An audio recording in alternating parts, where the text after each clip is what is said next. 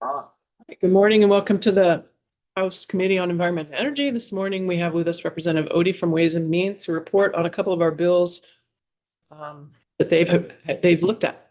Thank you. Carol Odie from House Ways and Means, for the record.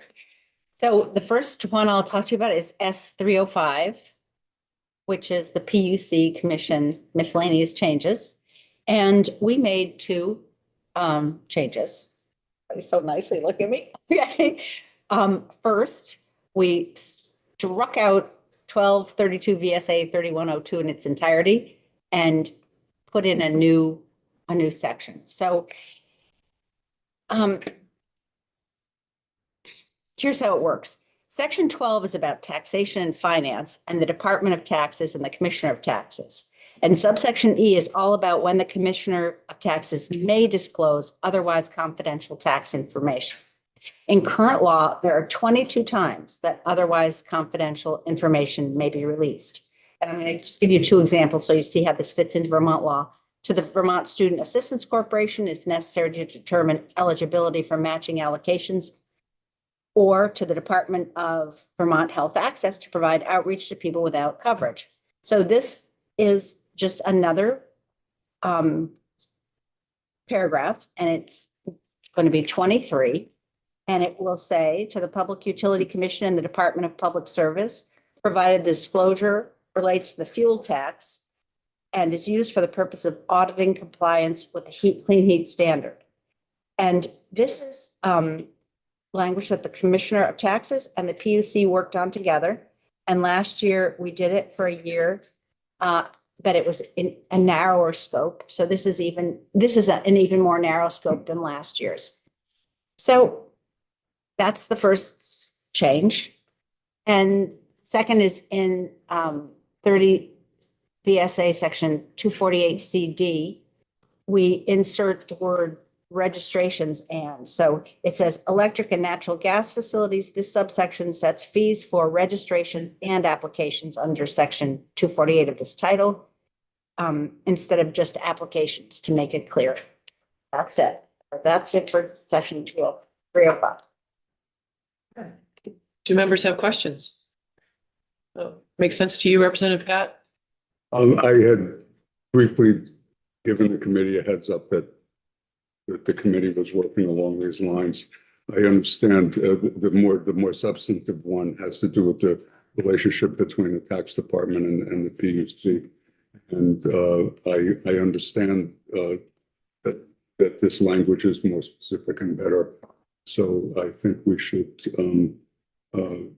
concur with the Ways and Means Committee amendment to 305. Okay. What was your vote? 11-1-0. Right.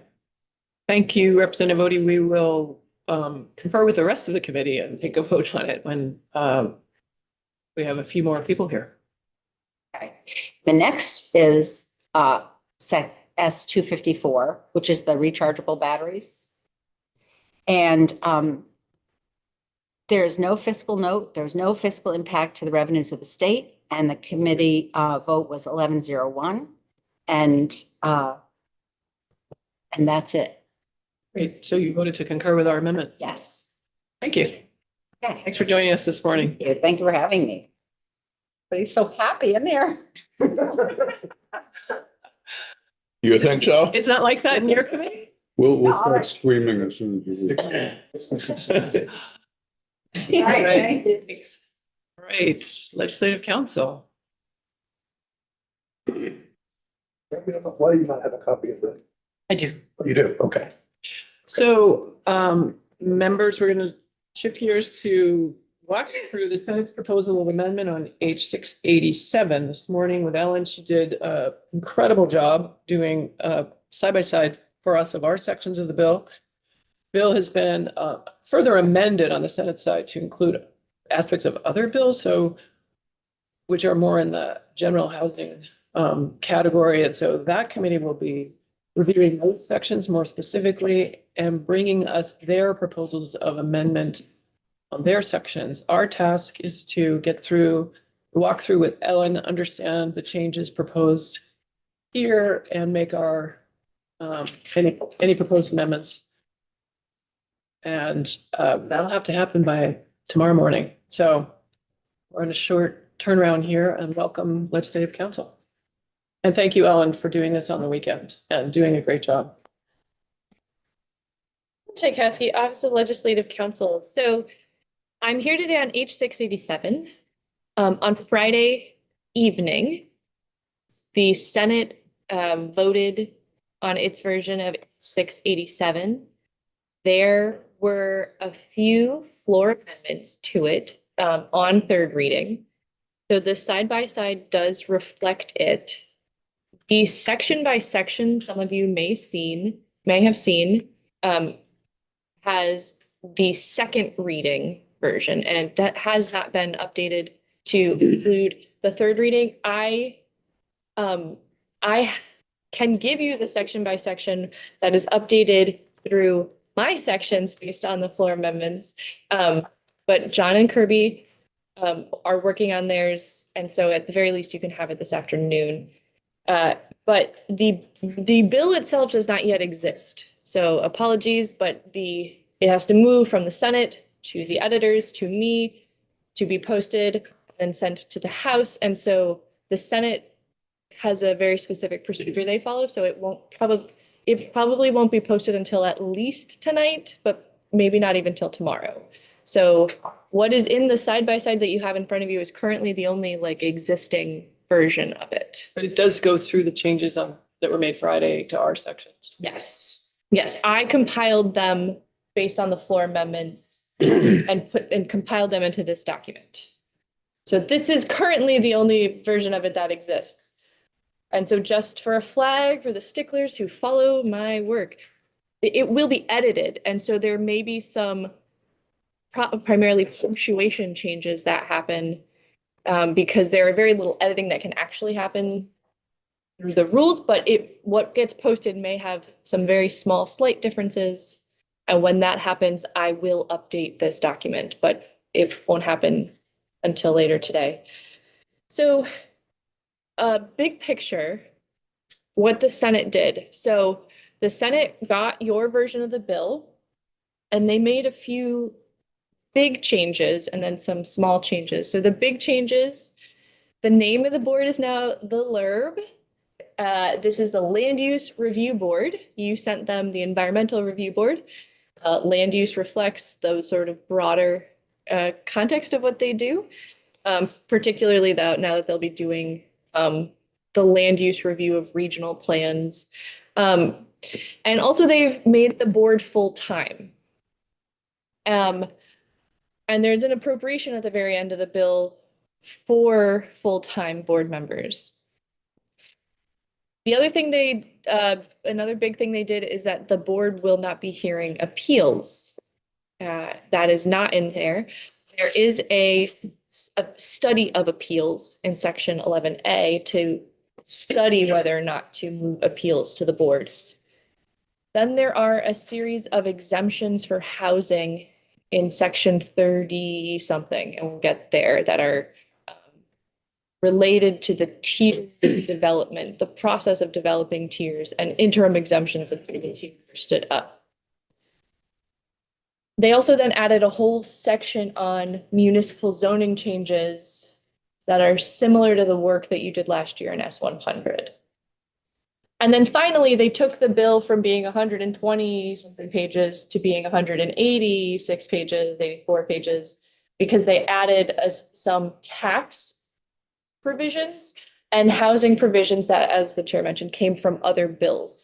So this document is shorter because it's only the sections I worked on, which are the sections that you worked on. The other sections you will see at some point, but there's nothing to compare them to directly because they were not in your bill at all.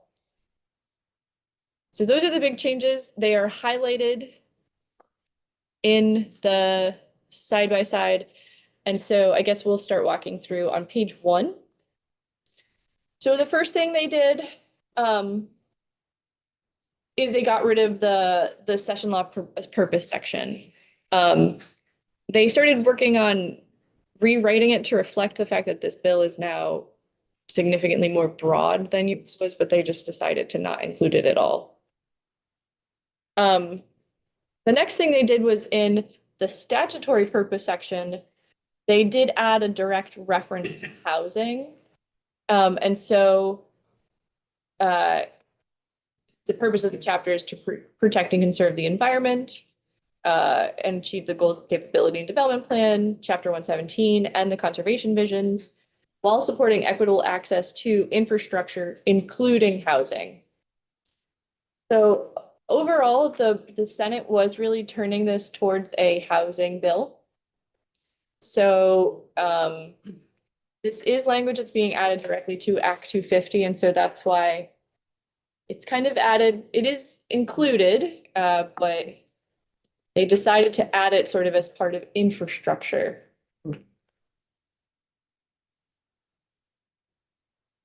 Okay, yeah, go ahead, Representative. got a ways Smith. to go. We have a lot to do in very Yes, short we amount do, of time, so but, we encourage all of us to, this is supposed to be an environmental bill, not a housing bill. I don't think housing should be in there. yeah, so a large section of statute to insert that into right now. Say again?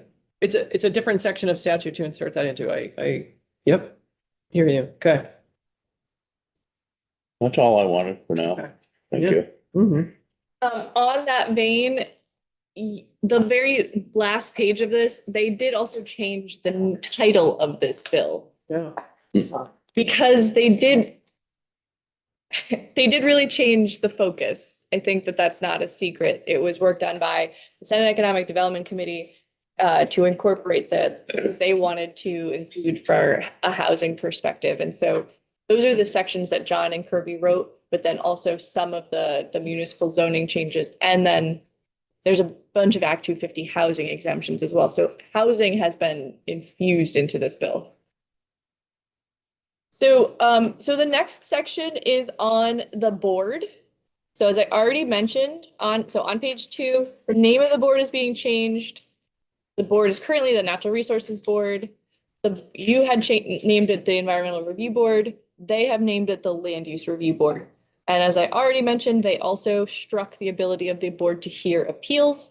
So throughout this document, you will see struck the references to the name Environmental Review Board and the references to appeals. The other thing they did on this page is that you had proposed the board be half-time positions, and they made all 5 positions full-time.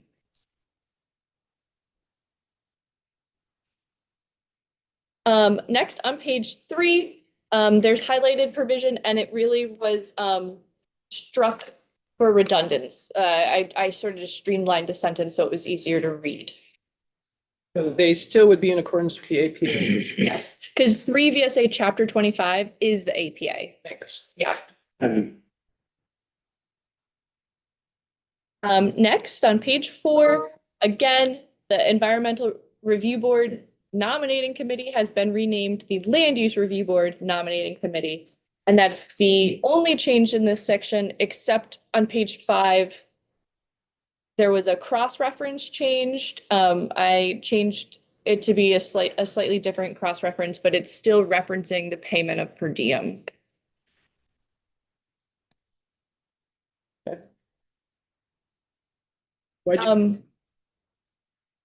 Yeah, we can talk about that. Was a proposal I made because 2 VSA 23 is for legislative members receiving payment, and there are legislative members on the committee, but there are also non-legislative members, and so 32 VSA 1010 is broader. So it actually probably could be the other one, but because there's members, I just felt like it might, yeah. So then on page 6, the only other, again, sorry, small change to the candidate's qualifications is that in impartiality, they struck the word judicial determinations because this board isn't doing appeal work, but then also this is a quasi judicial board, so they just thought it was clear by reading a candidate shall exhibit the ability to make determinations in a manner free of bias. So next, for the rules section, they did strike the reference to the board hearing appeals and for them to adopt rules governing those appeals. Anything happen with the board shall publish its decisions? Yes, that's on page 7. there. So I was Oh, on I'm sorry, I was ahead of, I'm sorry. So on page 7, yes, and subsection F, they did strike the board shall publish its decisions online because they are not issuing decisions on appeals. So They talk about the board hearing appeals of jurisdictional opinions. not, yes, they did. So they did consider having the board temporarily hear a segment of appeals on jurisdictional opinions. And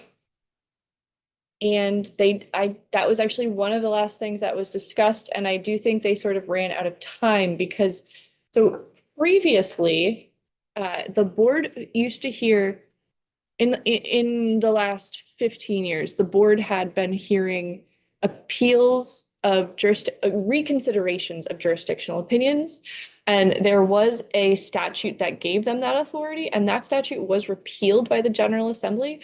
So the Natural Resources Board was concerned that unless you reinstated that statute, that even giving them the ability to hear JO appeals temporarily would conflict or be unclear based on prior action. So the Senate kind of gave up on that because it would have required me to do some extra research.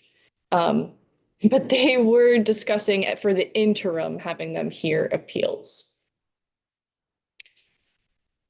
And then, yes, on subsection G is striking, again, the reference to hearing appeals. And then on page 8, again, in H, here, appeals of district commission and district coordinators. And then, again, the reference to appeals and subsection J. Next, on page 9, there is a small change in the duties of the executive director. And so this was a request from the NRB that currently the chair of the board prepares the annual budget that is submitted to the General Assembly. And so they felt that that is a duty that is more proper with the chair as opposed to the executive director. So the Senate struck that from the list of duties of the executive director. And they have a business manager who physically does all of the calculations of the budgeting and then works with the chair on that. And so that was the proposal. Next on page 10, this is one of the additions from the Senate. I think there is a bill in the Senate that would do this. So, so on page 10, the applicant, so for an Act 250 permit, shall post a sign provided by the district commission on the subject property in a visible location 14 days prior to the hearing on the application and until the permit is issued or denied. District commission shall provide that the sign that shall include a general description of the project, the date and place of the hearing, the identification number of the application, and the internet address, and the contact information for the district commission. The design of the signs shall be consistent throughout the state and prominently state this property has applied for an Act 250 permit. You know who wanted this? Senator Harrison. Why? This is a public notice feature. I do think she had a bill that she introduced that would have done this. It is, you know, zoning sometimes involves these kinds of visual displays. I agree with your thoughts on it. I don't even know your thoughts. But I've got a pretty good idea. I think this is kind of an invasion. I think we'll get to the why of it. See, yeah, okay. Yeah, I'm not sure. And I don't know if there's been any cost estimates how much this will cost the district commissions to produce. Okay. So then they did delete all of these sections related to the appeals. So section 9, section 10, the appeals. The next section, which is on JO appeals. And so that brings us to page 14 of the side-by-side. I just have a question on that. So they deleted in our bill, they're still in statute, the ones that in their unedited, obviously in their unedited place. Clarifying that, because I got a little confused later on in the side by side. Okay. But then if we wanted to put the appeal of jurisdictional opinions back in, that would be section 6007 here on page 13. Yes. Yep.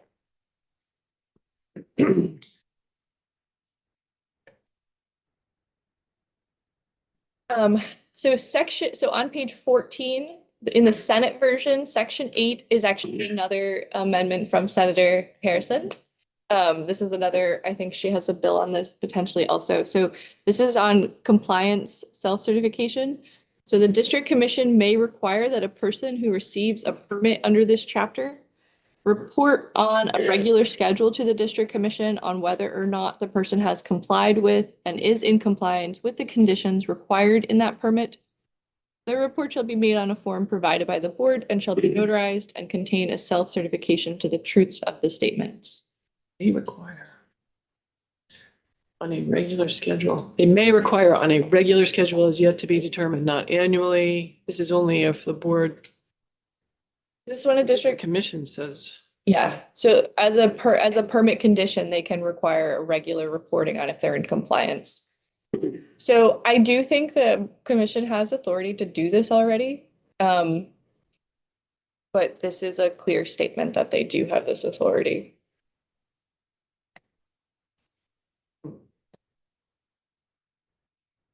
Okay. Next, still on page 14, they did strike the reference in the fees section on fees for filing appeals. So on page 50, your section 13 amended all of chapter 220, which is the environmental appeals that go to the environmental court. And so they have deleted that whole section so that the appeals will still remain at the court, and instead have inserted this section, which is section 11A, which is the Act 250 appeals study. So on or before January 15th, 2026, the Land Use Review Board shall issue a report evaluating whether to transfer appeals of permit decisions and jurisdictional opinions issued pursuant to Act 250 to the Land Use Review Board, or whether they should remain at the Environmental Division of the Superior Court.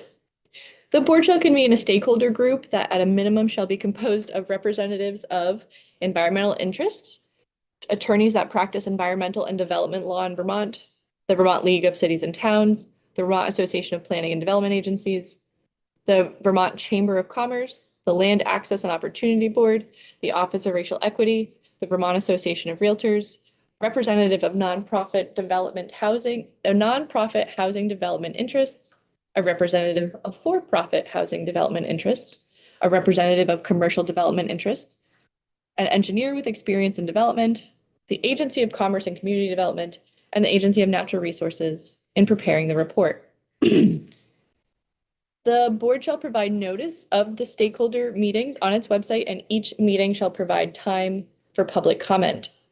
So I'll just say quickly that that list of involved parties roughly reflects the stakeholder group that the board used for its last report, the necessary updates report, with some additional people specific to appeals and then also for housing development.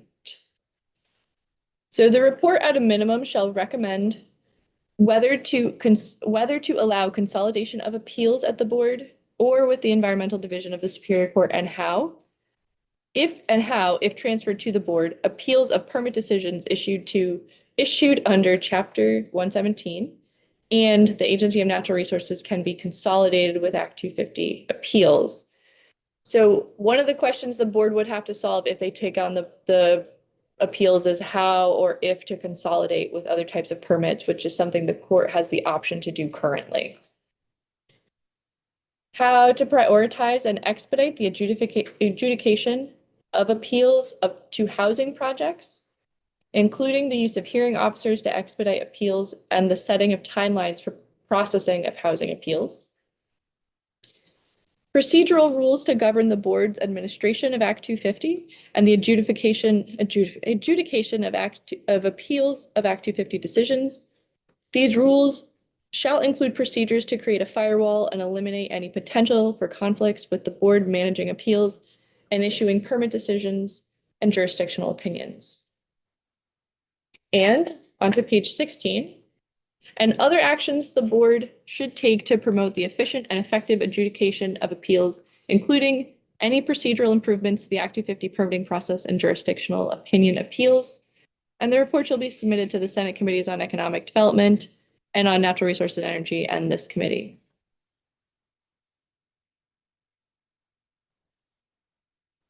And so that's due January 2026, so 18-ish months. Yeah. So on page 16, again, section 14 in your bill was on the appeals, so that has been deleted. And then the appropriation section on the board. So the Senate Appropriations Committee cut the appropriation in half. And so they're only providing for one staff attorney at this time. They are leaving the 4 full-time board members, and then for the one staff attorney, they have appropriated $56,200. Where did you say, where's the 400,000 for the board? So it's actually at the very end because it was in the Finance Committee amendment. And so it isn't in the side by side. Sorry. Yeah, I didn't know it was there, but now I do. Thank you. Yeah. So, and yeah, we can talk about the procedural history of this bill if you want, but what happened was Senate Natural Resources voted out the bill. It then went to finance and it went to appropriations. And during that time, the Natural Resources Committee and the Senate Economic Development Committee were negotiating on additional changes. And so changes happened in finance and appropriations, and then other changes happened in a floor amendment from the chair of economic development and the chair of natural resources. So it's a lot going on. And then section 11 is the transition provision. And so this does say that the governor shall appoint the members of the Land Use Review Board on or before July 1, 2025. And the terms of any, and so I actually think that second reference to Land Use Review Board right there is a typo. So any terms of the Natural Resources Board not consistent with this chapter shall expire. And then July 1 again. So as we just mentioned, the Senate Finance Committee appropriated $400,000 for the board members in this bill. But the board is scheduled to be appointed on or before July 1, 2025.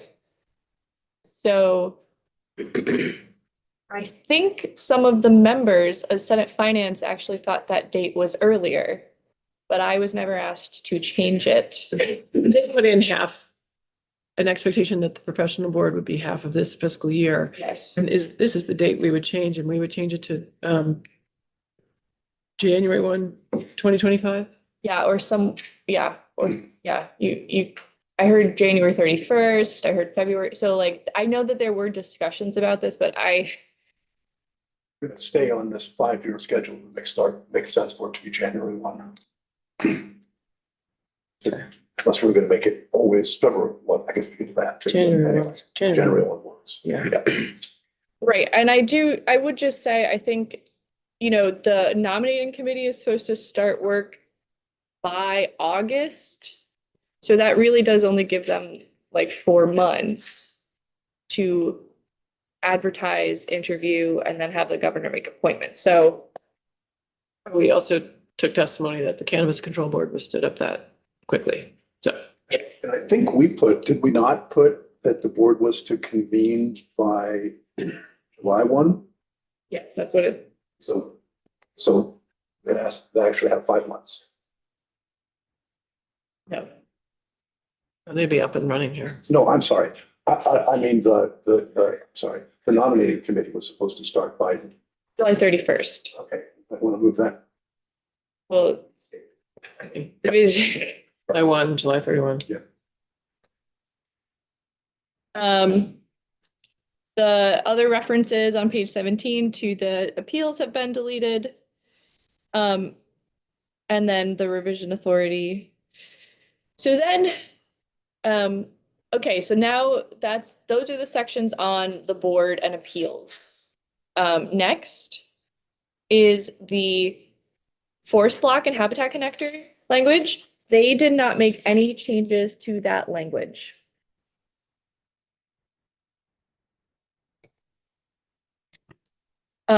Next, on page 21, this is a small grammar change that I had suggested. And so for wood product manufacturers, so conversion of primary agricultural soils by a wood product manufacturing facility shall be able to pay the reduced fee. I just wanted to make, I think it's more clear that it applies to the project as opposed to the individual person, which we don't usually use that in Act 250.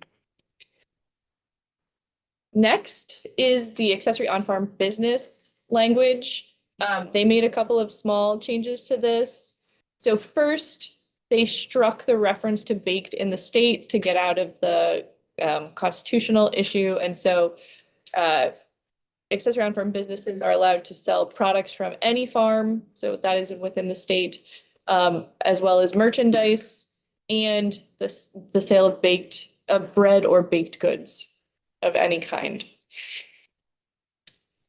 And then also on the definition of qualifying products, they struck the word principally and they also struck the word wholly. And so a qualifying product means a product that is agricultural, viticultural, horticultural, or dairy commodity, or maple syrup, etc. And so grammatically, the Office of Legislative Counsel does advise against adverbs generally because they are squishy. They can create some ambiguity. So I think leaving it without the word wholly does work. Does it change the intent? I mean, product means a product that is, we said principally. Well, so principally, I think was confusing because I don't know what that means when you're talking about an agricultural product. Does that mean that it is partially an agricultural We had product? a definition of principally. Not in this context.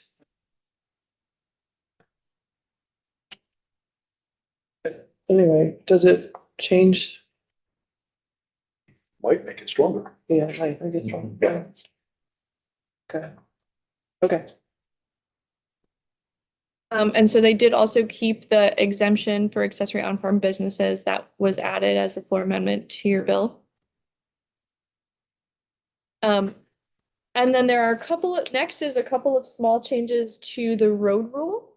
And so on page 22 of the side-by-side, so for the road rule, jurisdiction under the subdivision shall not apply unless the length of any single road is greater than 800 feet or the length of all roads and associated driveways is greater than 2,000 feet. Yours was an and I do think this is more clear because this is, yeah, the intent. Yeah, it's either a single road or combination of roads. And then next in that next subparagraph, this was a sort of technical change that I thought was more clear. So it's as used in the subdivision, road includes any new improvement to a class 4 town highway, which is the defined term in chapter 23, by a person other than the municipality, as opposed to private person. So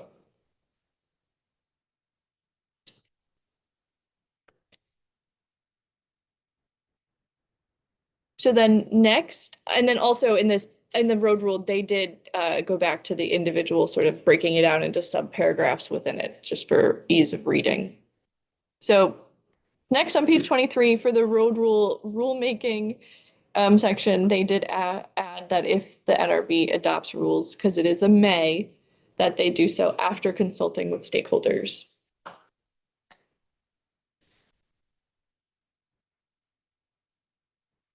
Okay. So next is getting into the tier system. So on page 24, oh, so residential purposes versus residential purpose. That was just a change in plurality there.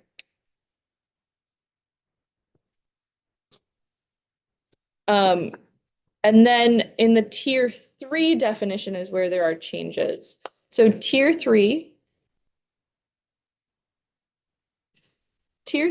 means an area consisting of critical natural resources defined by the rules of the board.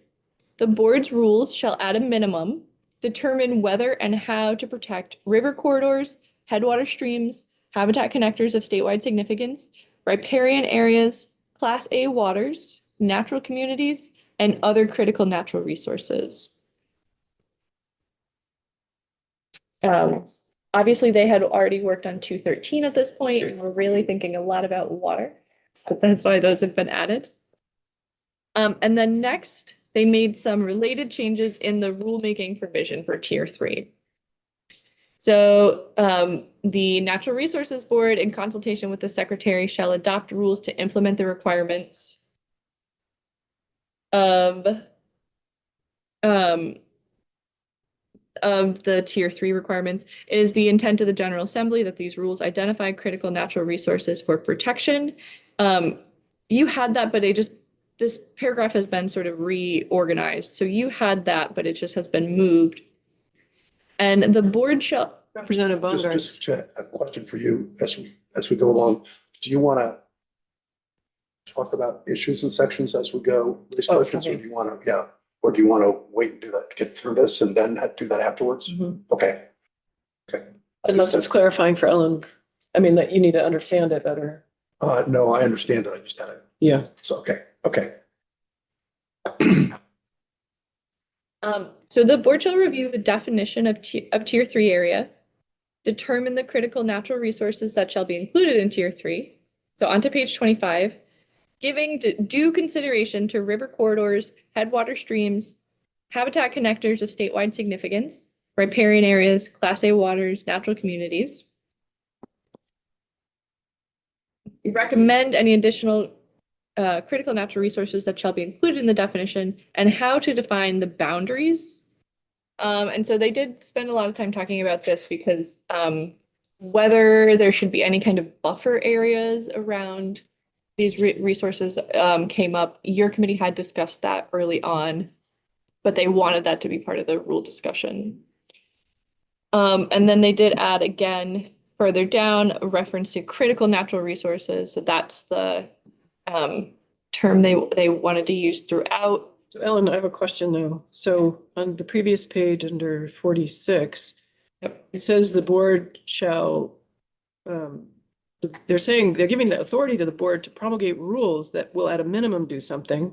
But then in this next section here at the top of 25, it says they have to come back if they want to add anything. Or I don't know what it's saying. It's saying recommend to whom any additional critical natural resources that should be added. Right.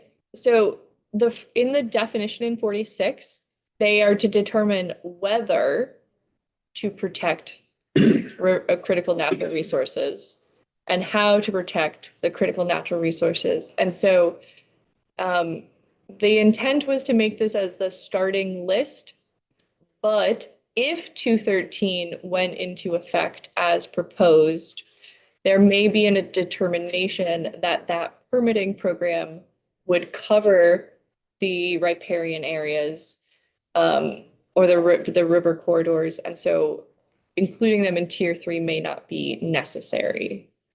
But does the weather refer to everything? But also, I think it's a different thing than I'm asking. Okay. Like they have the authority under this definition. I mean, it says tier 3. Yeah. They're given the authority to make rules and change the definition already. So in the next section, who are they making the recommendation to? And why? I guess that's fair. It maybe should just be add any additional. Yeah. And then I appreciate your pointing out the weather. And doesn't that weather up above also then, it sort of says you might not even do tier 3. We don't think it's, we recommend you don't do tier 3. Well, yeah, I do think that this is a tricky issue that the committee went back and forth on. Yeah, Okay, thanks. We don't need, we can think about it. Would it not be the case that the word whether were not there, because that's the question I was gonna ask when I asked the chair whether to ask questions now. I said this. Even if, word whether were just eliminated, they wouldn't, would be how to protect, and if they decided they were protected by the new river corridor law, that would still comport with their charge. So it would suggest to me, just future thinking about this, that I didn't like the word whether there, because they must be protected. And just the question would be how, and if they decided they were protected by the new river corridor statute, then fine. yes, I would say that this could be clarified. Okay, thanks. Yeah, And then the next change is the State Natural Resources Conservation Council. Is that the Council of Conservation Districts? I don't know what that group is. they did testify that they would like to be added. That's who that is? I just haven't necessarily heard them Yes. called that, maybe, or called that in a long time. Yeah. Okay. Okay. Yep. And then the Department of Environmental Conservation and Fish and Wildlife.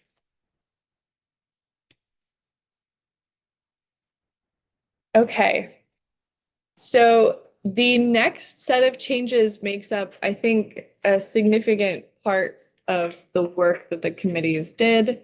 The following pages are the housing exemptions that the Senate included as part of the negotiation on the interim before the tiers are stood up. So this was a negotiation between Senate Natural Resources and Senate Economic Development. So first on page 26, Section 25 in the Senate bill first repeals Section 16A of S-100 from last year, otherwise known as Act 47, the Home Act. 16A required that the interim exemptions for 25 housing units or unlimited priority housing projects needed a JO. So that's the requirement to get a JO. And it's being repealed. And so now it defaults to the general provision, which is that anyone can request a JO at any time.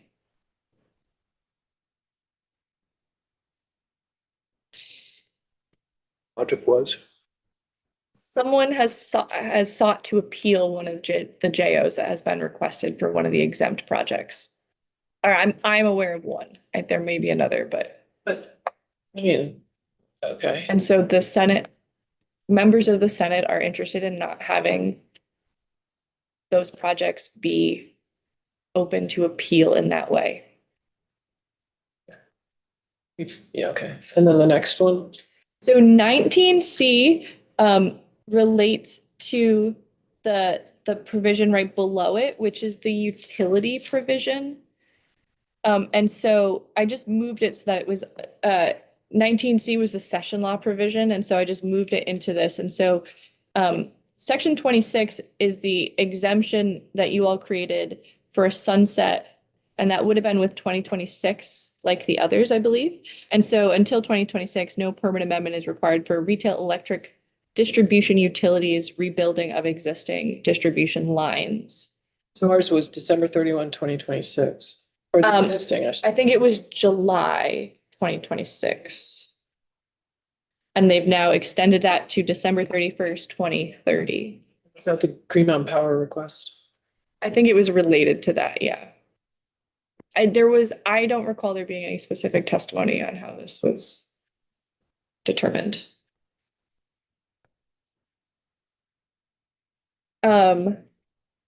Next, Section 27. So on page 26 into 27, Okay, well, right, this.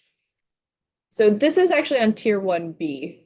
So a small detour before we go back to the other housing exemptions.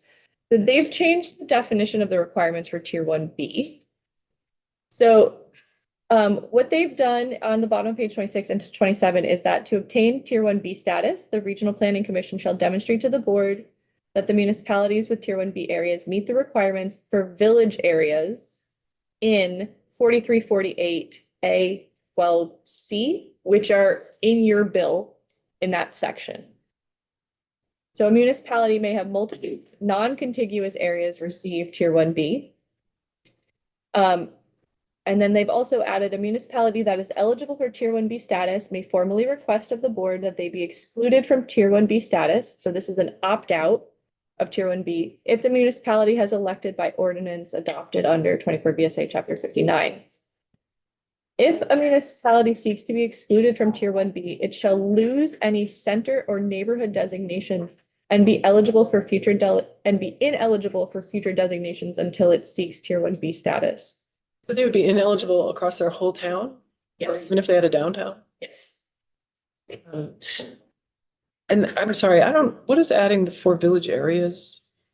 So there is a definition of what a tier of a village area is that the regional plan is going to map.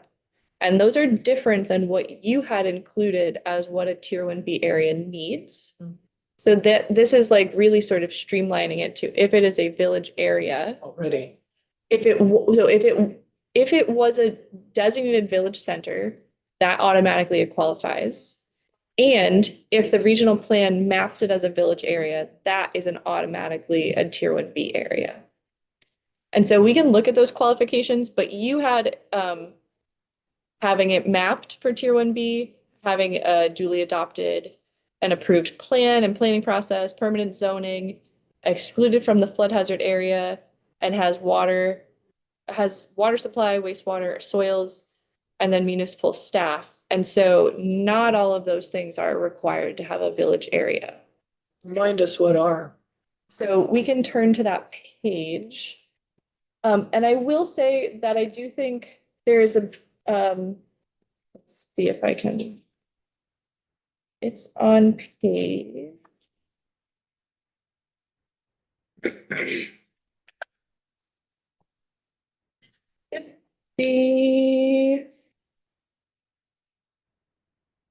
It's on page 57.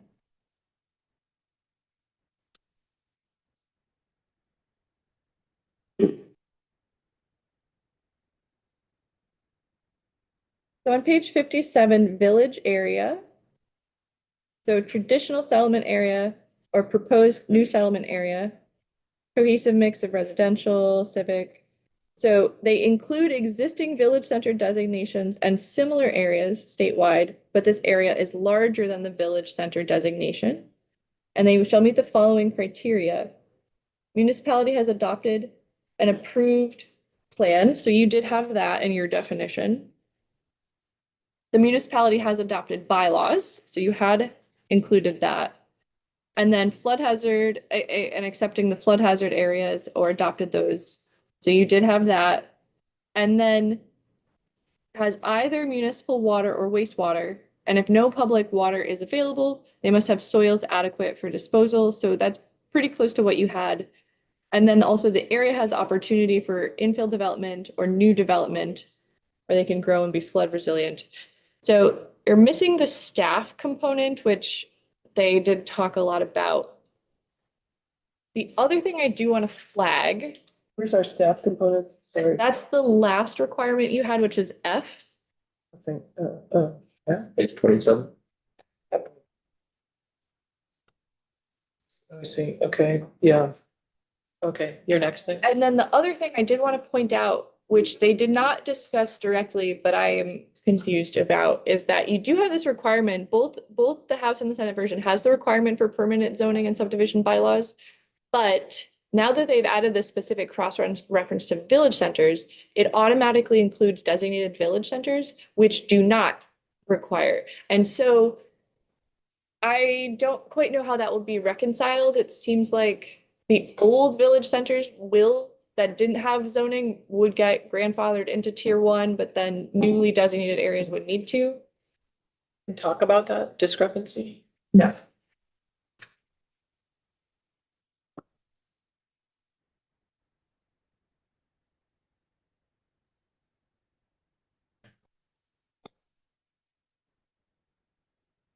Okay.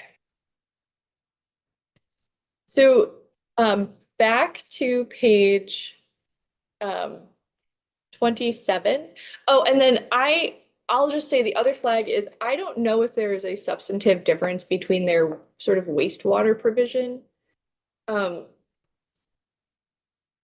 just not an expert on how that works, and so it's close to what you had, but it's not identical. You know where they got their language? The planners, the regional planners. Okay, moving on. All right, so back to page 27. So on page 27, back to the housing exemptions. So your section 28A was extending the interim deadline for the 25 units of housing constructed in downtown's neighborhood development areas, village centers with zoning, and growth centers. Excuse me, you are extending that deadline for the exemption till December 31st, 2026, which would roughly correlate to the timeline that you had proposed when the tiers would start in 2027. They have repealed this provision because they have added on the next page, I think it's on the next page, in the following pages, new larger exemptions for housing. So they have replaced that one with additional ones in the following pages. I'm curious why, like, the Senate changes, the previous page on 26 says section 27, and then this goes to section 23. Well, because I was trying, so for the first thing is that they struck all of your appeal section, so that got rid of like 5 sections. And then I was trying to just line them up what was comparable. So part of it is that they got rid of the appeals. Here's why they're so close on the previous page, and then they go to goes backwards. I mean, I did rearrange the bill a few times, and so. So, next on page 28,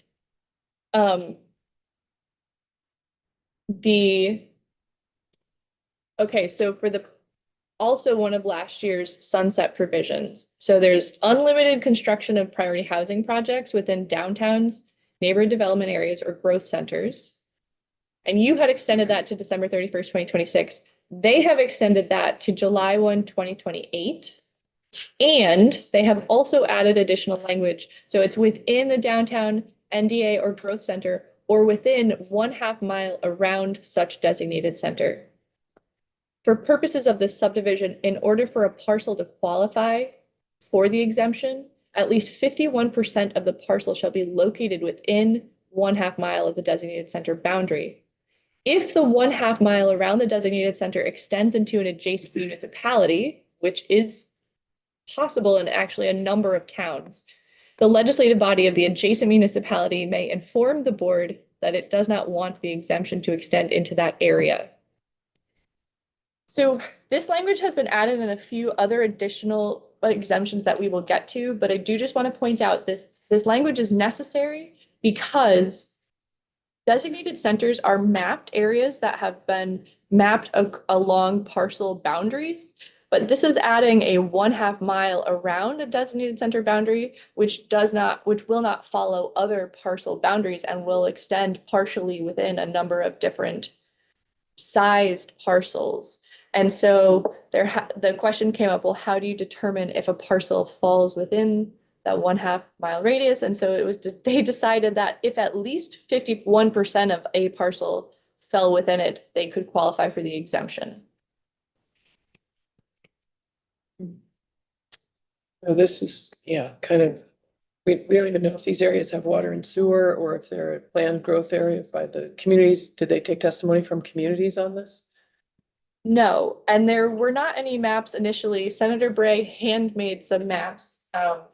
And there are a number of towns where the boundary will extend into the adjacent municipality. And so I don't know the number of towns or if even the adjacent municipality has zoning or the water wastewater infrastructure.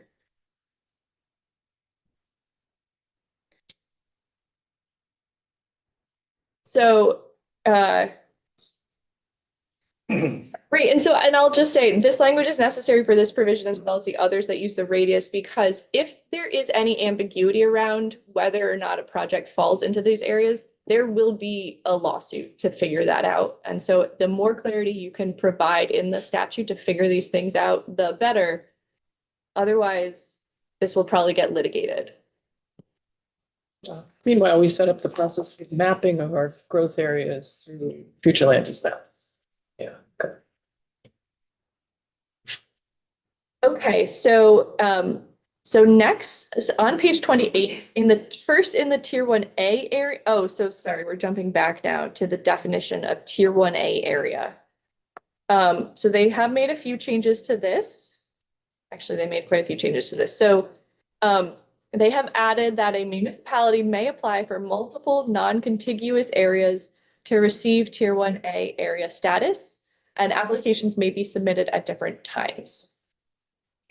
So I don't know if you all discussed that specifically within here, but they did, talk about their individual towns and what if perhaps, like, they did talk about Montpelier as an example of, like, there's obviously this core around Main Street and State Street, but there are other areas of the town that are non-contiguous that would meet the definition for the requirements in this definition. Yeah, but our bill was silent on that. It didn't mean that the town couldn't do it. Right, and so just clarity. Clarifying. Yeah. So then the tier 1A area status requirements. So to obtain tier 1A, the boundaries have to be consistent with the downtown or village center and planned growth areas as defined in the regional planning section in an approved regional plan future land use map with any minor amendments. So that's pretty consistent with what you had included. Next, the municipality has adopted flood hazard and river corridor bylaws applicable to the whole municipality that are consistent with or stronger than the standards, or the proposed tier 1A area excludes the flood hazard areas and river corridors. And so basically they combined your B and C into one requirement. Next, the municipality has adopted permanent zoning and subdivision bylaws. So that's nearly identical to what yours is. Just the grammar on adding the phrase the municipality has adopted. They did strike the requirement that there be a capital budget and program.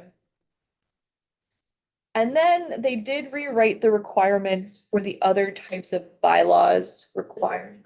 Did they take any testimony on how many communities don't have capital budgets?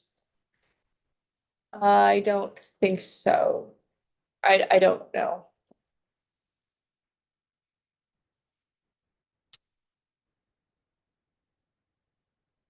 So they got rid of the requirement for the urban form bylaws, and instead they have the municipality has permanent land development regulations for the tier 1A area that further smart growth principles, adequately regulate the physical form and scale of the development, provide reasonable provision for a portion of the area with sewer and water to allow at least 4 stories, and conform to the guidelines established by the board.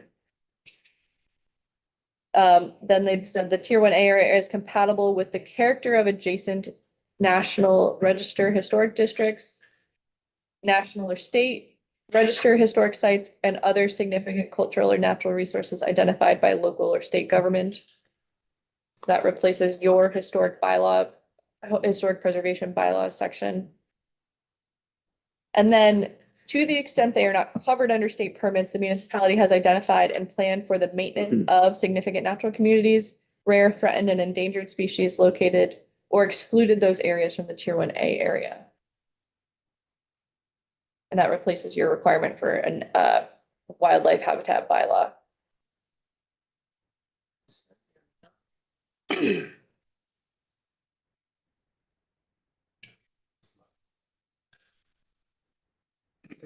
Okay.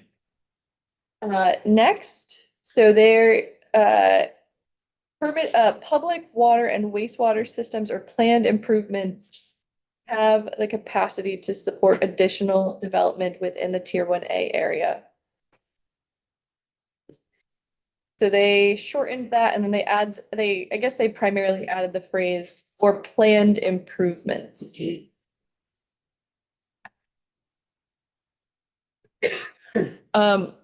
Next on page 30, they struck the requirement for adequate municipal staff.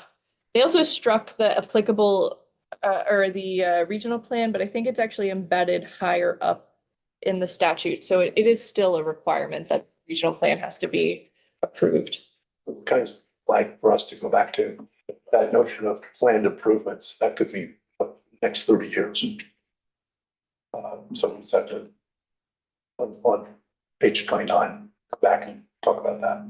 Because that is could negate it. Yeah, so we're careful about it. And they don't think that a municipality needs to have staff to administer a Tier 1A development oversight? None at all. Just not as a requirement. Well, I mean, who would do it? Did they talk about that? The ferries. Oh, I'm sorry, I guess I'm curious if they talked about how it would get done. I know there was discussion. I don't specifically recall. Oh, Megan? Megan Sullivan, Vermont Chamber of Commerce. I believe they struck it because you already have a requirement to have staff. If you have the designation For ACCD? for the town to get the designation, they have to have staff in order to comply or have When you say designation, Status. or like a designated downtown. In order to have these pieces, they already have to have staff. I'm just trying to fill are out. you the talking blank about here. designation through ACCD or through? Yes. Okay, but, okay. I'm not sure. I'm just trying to fill in where. Yeah, but that's what they were And thinking. that some towns contract that staff through their RPC. So rather than say they have to have staff, that it would just, So they would have, any town that would get this would have staff. keep in mind, and not judging this at you, but just the confusion that they were under is that the designation program is irrelevant to what Tier 1A and Tier 1B. Although It's something that goes on. Well, top of it. they've made it relevant Yeah. with their village center Yeah. thing, so, So okay. we have to be careful about. We were very careful not to do that, that's an overlay.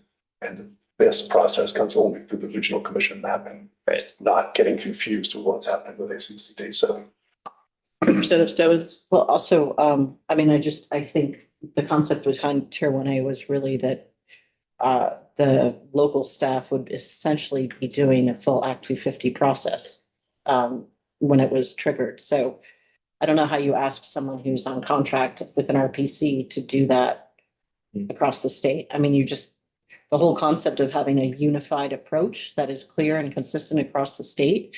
I don't know, that seems to me like maybe too many things were moving too quickly. Okay.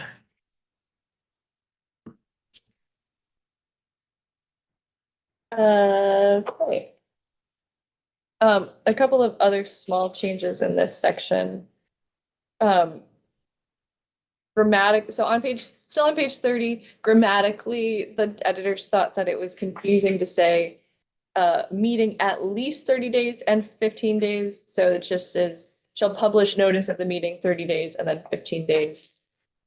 And then on page 31 for the notice from the town on email or social media, they added the word any relevant email lists in social media, because again, apparently Montpelier has many listservs you can join. Some of which are irrelevant. Okay. And then on page 32, they did remove the ability to appeal the tier 1A area status. And so it would just be determined by the board and that's it? Yeah, and then I think there is ambiguity about whether or not it could be appealed at all. There is potentially some case law that suggests that it couldn't be appealed if there isn't an affirmative statement. Couldn't be appealed if there is not an affirmative statement from, The legislature. and so you couldn't take it to the environmental court. No, although I think it would be litigated whether or not you Yeah. could appeal it. Because how could you make a land use decision without any appeal? So I think you could, this is a complicated area because I do think acts or decisions generally of the board potentially have the ability to appeal, but there is some case law that under the prior designation program, because there was no statement on whether or not it was appealed, there is a decision that says those kinds of decisions can't be appealed. And so it is ambiguous. No one could argue that wasn't land use regulation. That was just a status inferred by the state for benefits. So it would be a fun case for people to litigate.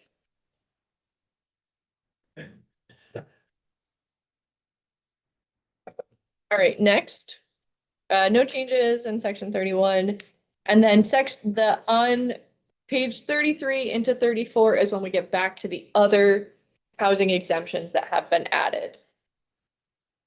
So so your bill did have that, no permanent amendment is required for any subdivision or development within tier 1A area. They left that. And then again, tier 1B area is for 50 units or fewer of housing located on 10 acres or less. So that hasn't changed. Then at the top of page 34, there is a small change. So first, the NRB and ANR don't have enforcement authority unless the municipality has not taken any reasonable action to enforce a permit. And the committee did discuss this about there's always inherent discretion when you're taking enforcement. And so a municipality could receive a complaint and find that there's no merit to the complaint. And is that considered action or not? So they've added the phrase reason. So it's any reasonable action to enforce a permit. Next, so your bill did have some floor amendments in this area. And so they have left those. So no permit amendment is required for construction of hotel or motel converted to permanently affordable housing. And then next is no permit or permit amendment required for the construction of accessory dwelling units. And so they have added a sunset on this provision of July 1, 2028. Also, they've added some additional clarifying language. Oh, and one should be highlighted there, sorry. So no permit or permit amendment is required for the construction of one accessory dwelling unit constructed within or appurtenant to a single family dwelling. I think that this is important because I think that there is some ambiguity, even slightly still with this concept, because I have understood that the law currently allows by right one accessory dwelling unit. However, that's for municipal zoning, and this is creating an exemption. And I think arguably accessory dwelling units are just housing units that are small. And so if there is a full exemption for any accessory dwelling unit, the definition in Title 24 did not specify that it only had to be one unit. And in fact, Burlington currently allows 2 accessory dwelling units per property. So I think that there is risk here that this could be used for multiple units in a row. And the reason I think that is because on the House floor, when this was added, the sponsor of this did say that this could lead to many units instead of just one unit per property. So I just want to flag that I think that this does put some parameters around this, that it is one accessory dwelling unit constructed within a single family. One additional. Could have one now and then this would give you another one. Well, potentially. And so how many are there from that perspective? But if a developer was constructing a new development that was 24 units, because that's currently exempted, and they added to each of those single-family residences one accessory dwelling unit, or perhaps another accessory dwelling unit, perhaps another, that actually would be a significantly more units than the current exemption broadly for housing units allows. So I think combining the other exemptions in this section is a little confusing, and I think that this language is a little bit more clear than what your version was, but still. Because, oh, I'm sorry, I didn't read the next sentence, which combines with that, which is that units constructed pursuant to this subsection shall not count towards the total units constructed for other projects.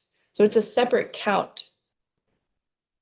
So you could combine exemptions here. If you were, but, yeah, okay. Yeah. Right. Go ahead.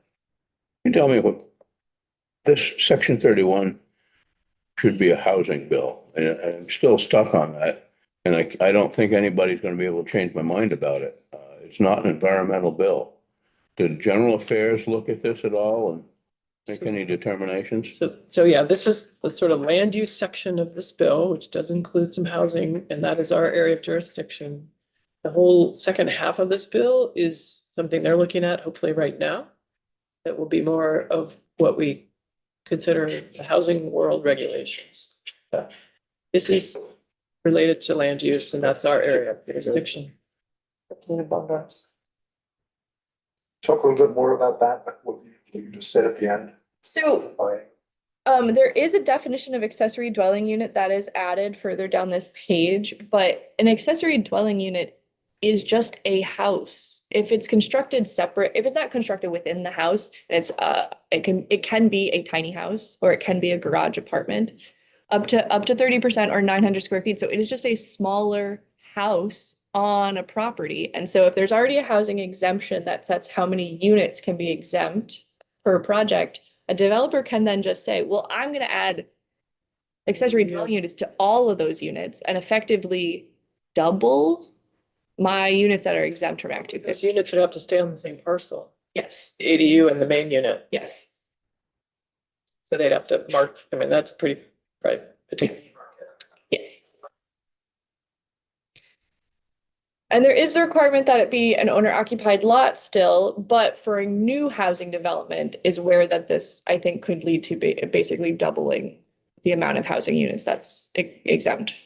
Where's the requirement for owner occupied? It's farther down the page. Yeah. If you want to jump there, it's on the second box on page 35. And so this is nearly identical to the definition that's in page 24, though it's not identical.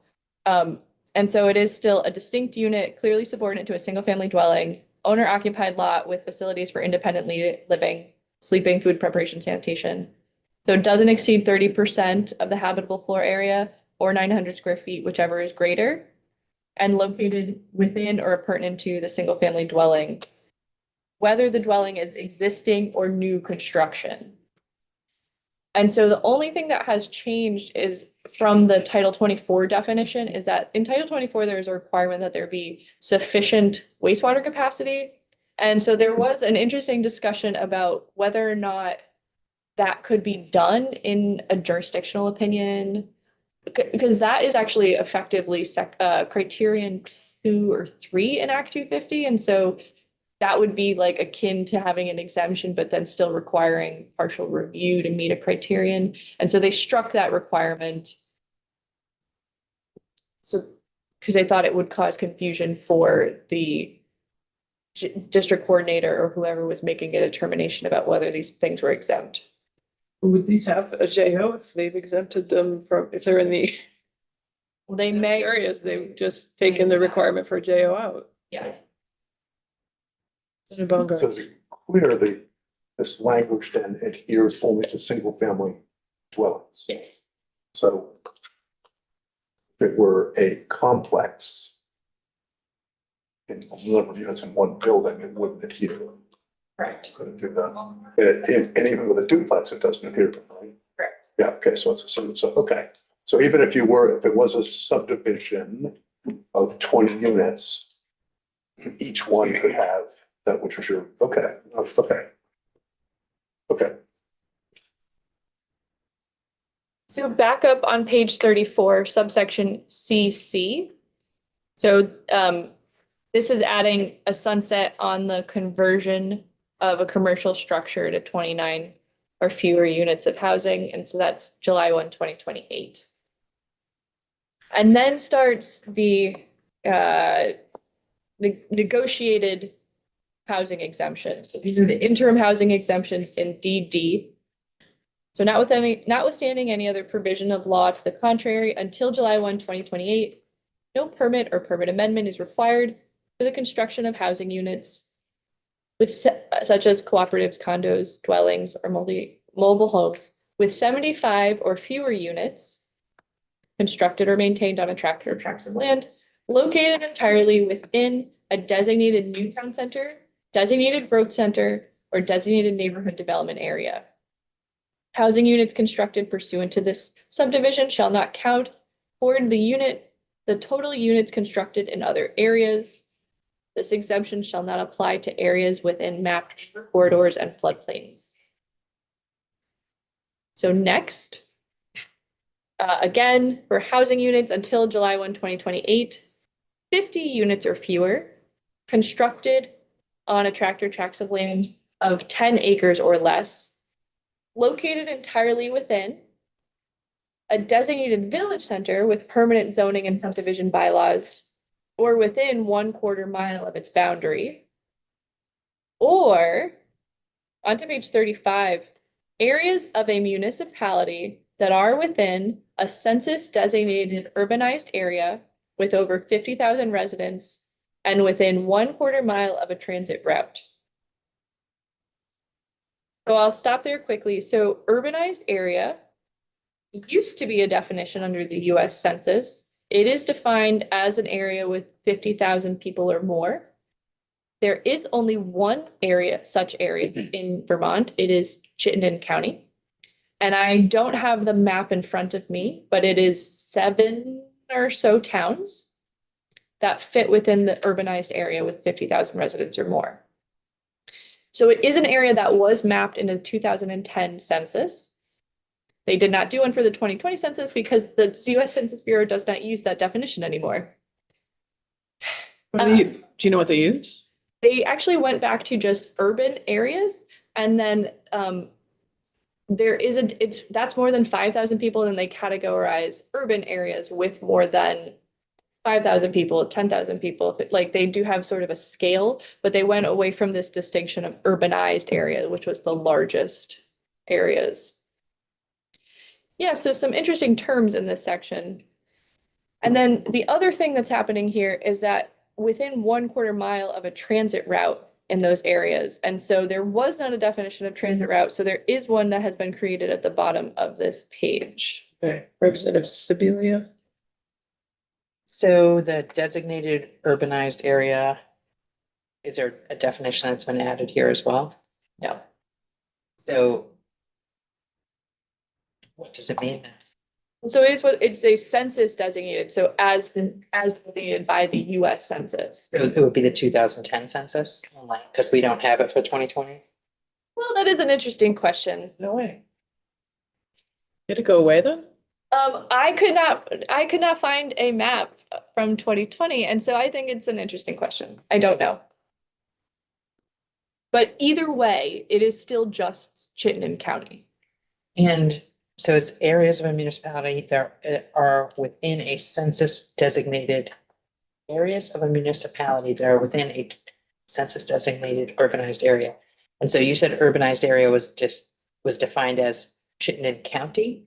No, It's just, Ones it's the here. towns that are within Chittenden County. it is a mapped area that has more than 50,000 people. And so it does not match the boundaries of the county.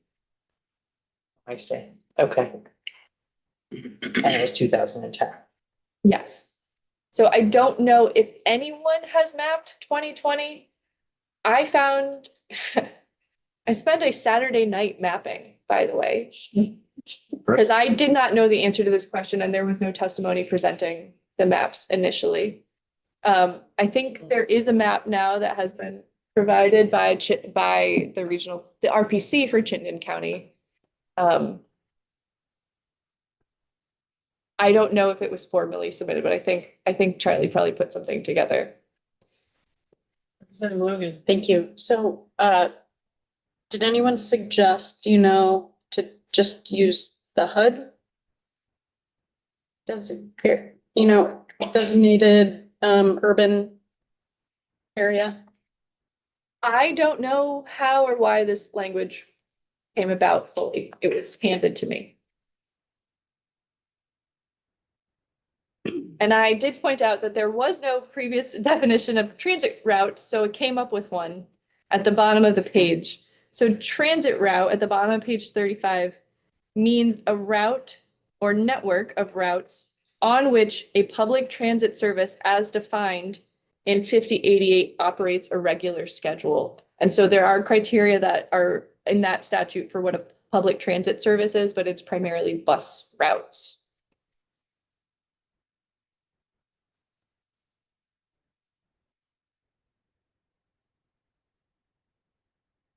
Okay, so then, so next, on page 35, subdivision B, housing units constructed pursuant to this subdivision, as with the others, shall not count towards the total units constructed in other areas.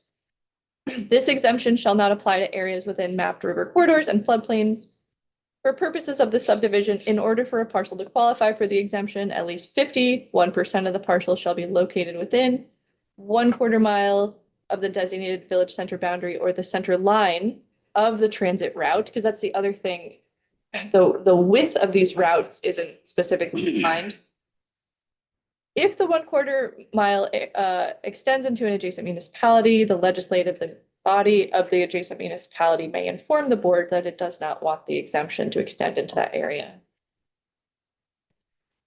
And then notwithstanding any other provision of law to the contrary, until July 1, 2028, no permit or permit amendment is required for the construction of housing projects such as cooperative condominiums, dwellings, or mobile homes constructed or maintained on a tract of land and located entirely within a designated downtown development district.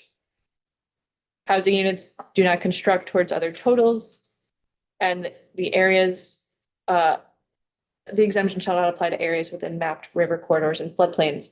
So this is a full exemption for housing within downtowns. So these interim exemptions cover all of the 5 existing designated areas, and then this new fun qualification of urbanized areas. But so you have in the first one, 75 units or fewer in new town centers, growth centers, designated development areas. Then you have 50 units or fewer for village centers with zoning and then urbanized areas, and then full exemption for housing in downtowns. And I guess we already have the priority housing exemption and this just kind of trumps it. Yes. Okay. So that is an unlimited number of priority housing projects. It is within downtowns, but it is also within the growth centers and NDAs. And so in the growth centers and NDAs, that would potentially be more units that could be built as priority housing projects.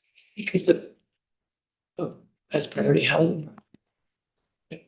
But this is not targeted to priority housing projects. But the exemption for designated downtowns is any kind of housing. 4 years. Yes. And then we did talk about the definitions of accessory dwelling unit and transit route. And then no change to the permit condition section or the tier report, except the board name change. Sacraments hasn't. For transit routes, is there any rules around like how long they need to be in effect before they count as something which would be applicable in this kind of situation? Like how permanent do they need to be before they decide to more infrastructure around.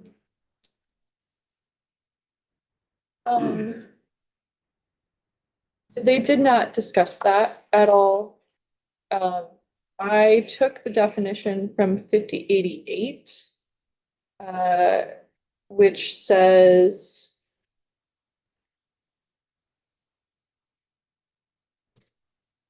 public transit service means any fixed route, paratransit, transportation brokerage, user side subsidy, and or ride share ride match program, which is available to any person upon payment of the proper fare and which is promoted to be available to all members of the community and including those with special needs. Sorry, so that's the definition of public transit service.